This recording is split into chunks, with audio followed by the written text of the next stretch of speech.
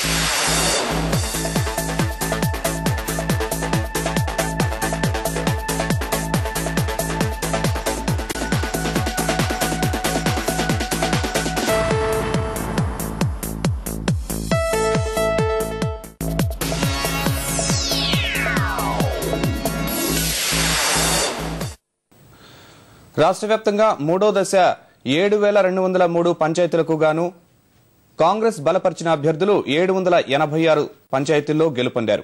Telugu Desam party బలపరిచిన అభ్యర్థులు 736 పంచాయతీల్లో గెలుపొందారు. వైకాపా మద్దతుదారులు 481 పంచాయతీల్లో గెలుపొందారు. 92 చోట్ల తెరాస సానుభూతి పరులు గెలుపొందారు. వామపక్షాలు బలపరిచిన అభ్యర్థులు 27 పంచాయతీల్లో గెలుపొందారు. ఇతరులు 517 పంచాయతీల్లో గెలుపొందారు. ఇంకా 4,464 పంచాయతీలకు ఫలితాలు వెల్లడవలసి ఉంది.